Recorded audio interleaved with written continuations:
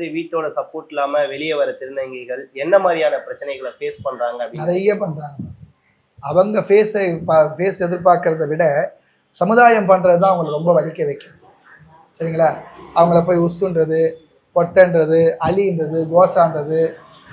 திருநங்கைன்னா இவங்க செக்ஸுக்கு மட்டும்தான் யூஸ் ஆவாங்க, இவங்க பிச்சை எடுக்க மட்டும் தான் யூஸ் ஆவாங்க. இல்லை, இன்னைக்கு பார்த்தீங்கன்னா போலீஸ் ஆகிட்டாங்க, வக்கீல் ஆகிட்டாங்க, அடுத்து ஜட்ஜாக கூட ஆவாங்க.